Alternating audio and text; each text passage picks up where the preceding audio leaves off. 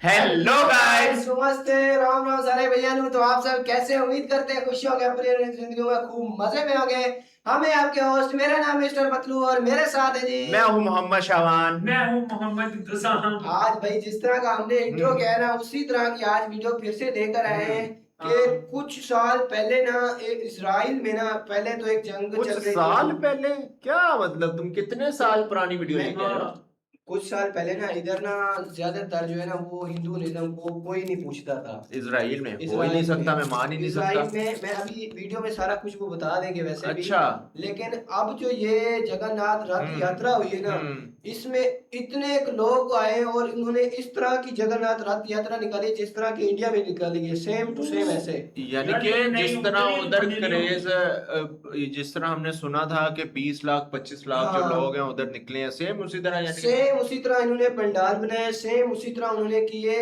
और लोग जो है ना पूरी दुनिया हैरान रह गई कि इतने साल हो गए इधर कुछ नहीं हुआ, हाँ, एक ही और साल में ये ये कैसे हो सकता है? कैसे हो गया यार ये तो बड़ी वो एक तो क्यूरियोसिटी वाली भी हाँ। खबर लेके आए हो तुम, और ये बड़ी और हैरान ये कुन नहीं भी कि है। सिर्फ हिंदुइज्म लोग थे, इजराइल इजरायली में थे सारे लोग। जो मुझे लग रहा है इजराइल के जितने भी लोग थे सारे इस यात्रा में शामिल थे। क्या तो बात वही है आज यार, तो देखने वीडियो जा रहे स्टार्ट करो भाई, फिर तो वीडियो start देखने हाँ, वाली वीडियो है यार। लेट्स स्टार्ट जी। और ऐसी दोस्तों, वीडियो भाईजान आपने पहले कभी देखी भी नहीं होगी, तो हाँ। इतने अगर मजे मजे की वीडियोस लेके आ रहे हैं तो काइंडली हमारे चैनल को सब्सक्राइब सब्सक्राइब लाजमी कर कर दिया यार। करें, और सबसे ज्यादा शेयर बस लाजमी यार कीजिए आजकल करें यार। हमारे व्यूअर्स में प्यार दिखा रहे हैं, व्यूज आ रहे हैं, शुक्र अदा कर, लेकिन शुक्र अदा सब्सक्राइब नहीं कर रहे। कर। सब्सक्राइबर भाईजान सब्सक्राइब क्यों नहीं करते हो यार? जब कर दो यार। व्यूज कर रहे हो, व्यूज आ रहे हैं, हर चीज इतना प्यार दे रहे हो। चलो जी वीडियो स्टार्ट करते हैं जी। एक ऐसा देश जो पिछले कई दशकों से संघर्ष, बमबारी और जियोपॉलिटिक्स के तनावों के बीच जी रहा है।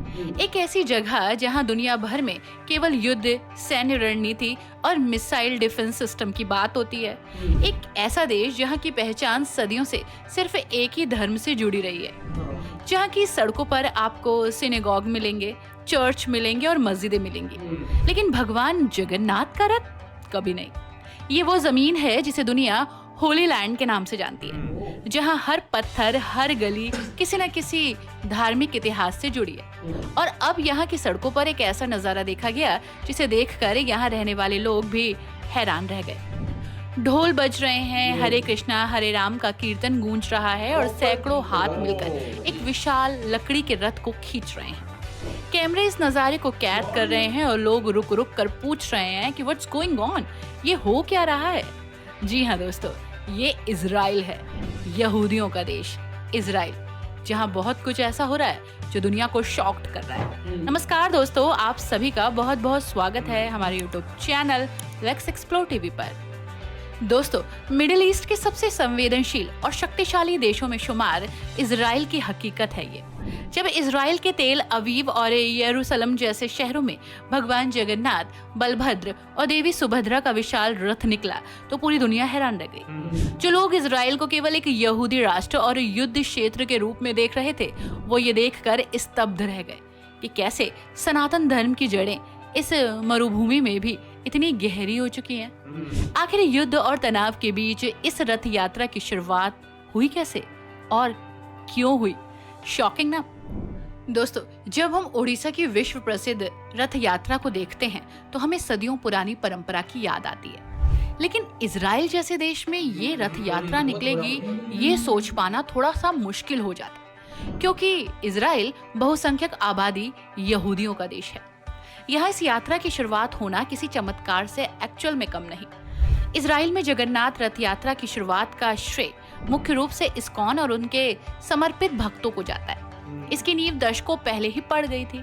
भक्ति वेदांत स्वामी प्रभुपाद ने सनातन धर्म और कृष्ण भक्ति को वैश्विक स्तर पर फैलाने का संकल्प लिया था। इनके शिष्यों ने दुनिया के कोने कोने में जाकर हरे कृष्णा महामंत्र का प्रचार किया।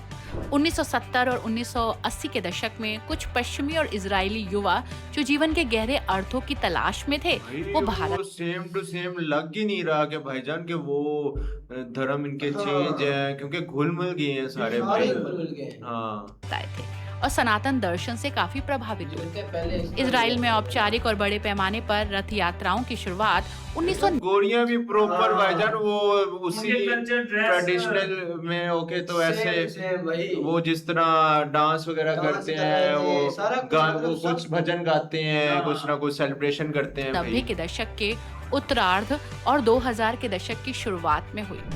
शुरुआत में ये छोटे स्तर पर इस्कॉन केंद्रों या निजी परिसरों में आयोजित की जाती थी, लेकिन धीरे धीरे स्थानीय इजरायली लोगों की रुचि इसमें बढ़ने लगी। आज इजराइल के प्रमुख शहरों में प्रशासन से बाकायदा अनुमति लेकर भारी सुरक्षा के बीच विशाल रथ यात्रा निकाली जाती है। इनमें न केवल भारतीय मूल के लोग या पर्यटक शामिल होते हैं, बल्कि हजारों की संख्या में स्थानीय यहूदी नागरिक भी पूरे उत्साह के साथ रथ की रस्सी खींचते हैं, हाँ। जिसे सनातन धर्म में मोक्ष का मार्ग माना जाता है। इजराइल में यहाँ कोई ये नई बात नहीं है। तेल अवीव में इस्कॉन का पहला प्रचार केंद्र सन 1994 में स्थापित हो चुका उधर इस्कॉन टेम्पल भी तो उधर भी तो आते हैं ये सारे, हाँ, आते हैं यानी ना। कि वो शुरुआत तो काफी पहले से हो चुकी है। था। इस वक्त से ही यहाँ कृष्ण भक्ति से जुड़े छोटे छोटे कार्यक्रम, कीर्तन और सत्संग होने लगे। रथ यात्रा जैसा बड़ा सार्वजनिक आयोजन वो मिडिल ईस्ट में कभी नहीं हुआ था। इसका श्रेय जाता है कविचंद स्वामी को। इजराइल के लिए इस्कॉन की गवर्निंग बॉडी कमीशन यानी कि जीबीसी के तौर पर काम करते हैं। कविचंद स्वामी 1996 से इजराइल की भक्त यात्रा से जुड़े थे। साथ ही उन्हीं की अगुवाई में 2022 के जुलाई महीने में हाइफा शहर में पहली बार पूरे मिडिल ईस्ट में रथ यात्रा का आयोजन हो गया। हाइफा को आमतौर पर इसलिए चुना गया क्योंकि ये शहर अपनी धार्मिक सहिष्णुता के लिए जाना जाता है। यही वो शहर है जो बहाई धर्म का वैश्विक मुख्यालय भी है।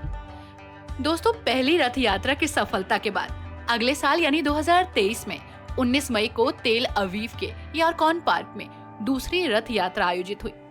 यारकॉन पार्क इजराइल के सबसे बड़े पार्कों में से एक है, जहां हर साल करीब 16 मिलियन लोग आते हैं। इस आयोजन में करीब 120 भक्तों ने हिस्सा लिया।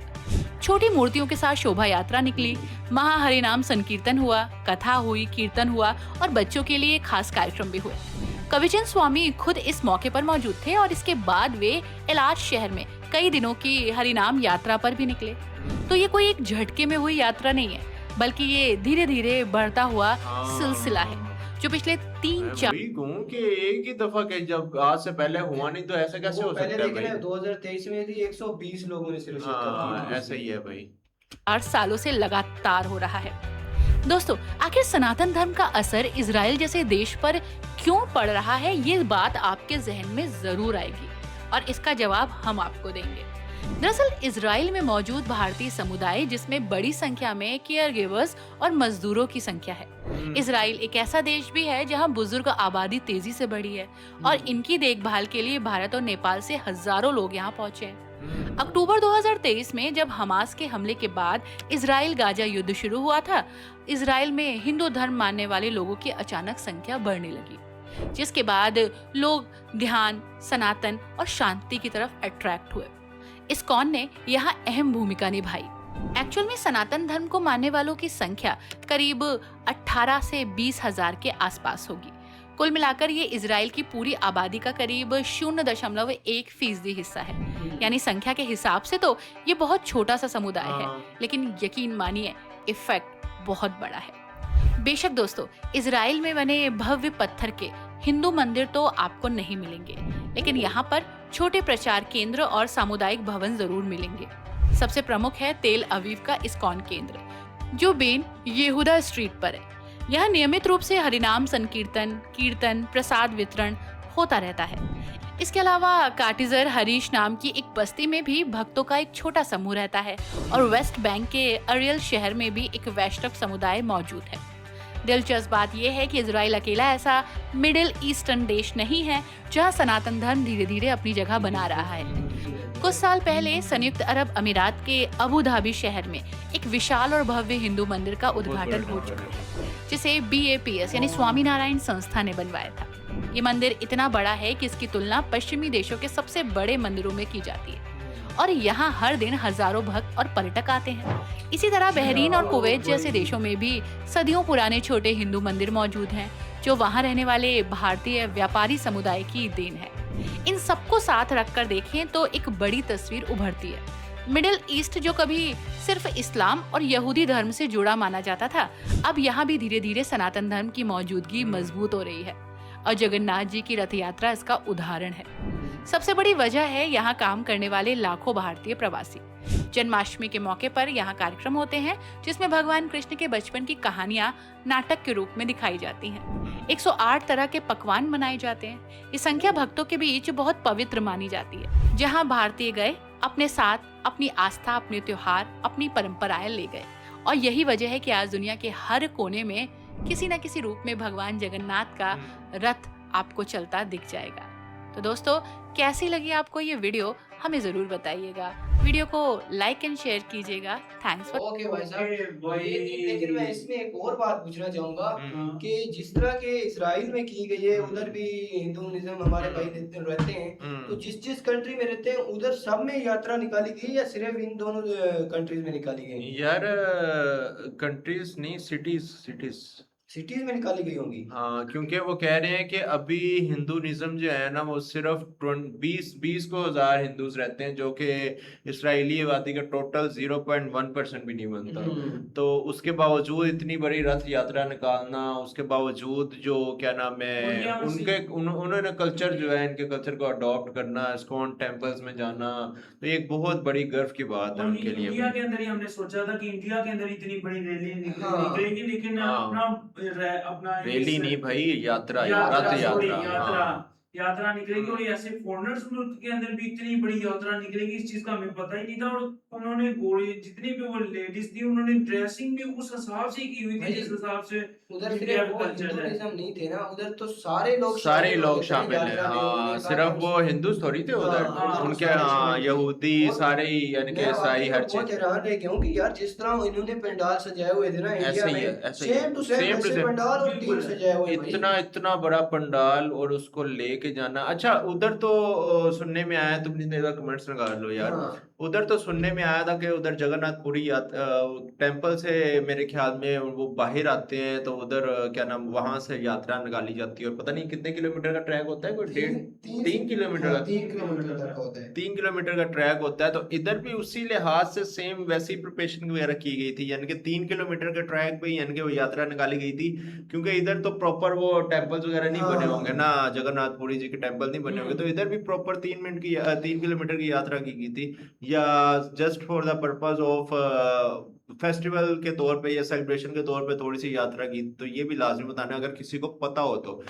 बड़ी खुशी होती है यार कि किसी और मुल्क में ऐसे आपका रिलीजन फॉलो किया जाता हो ना भाई। कल ही हमने एक वीडियो की थी, ये ट्रेनिंग वाली की थी। हाँ, बिल्कुल भाई, अच्छा प्यार दिखाया, तो उसी के आज कमेंट रीड करने लगे हैं।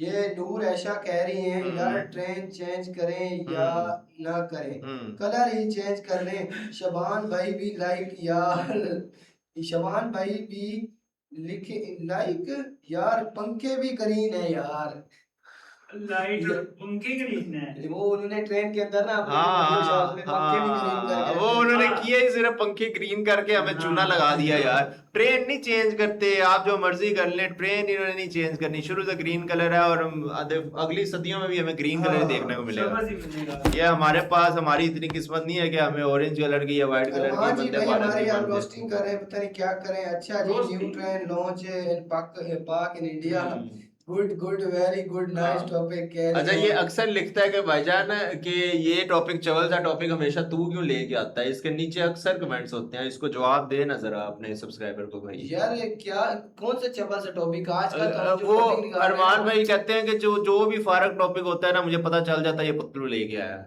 यार आजकल मैं ही टॉपिक लेकर आ रहा हूँ, बहुत जबरदस्त से टॉपिक ले रहा हूँ। क्या हो गया, पहले जो है ना बंदे को टॉपिक्स का पता नहीं लगता है। नहीं, वो जवल इन सेंस तो कह रहा होगा कि एक होते हैं वो दूसरे इंफॉर्मेटिव टाइप, एक होते हैं इस तरह के।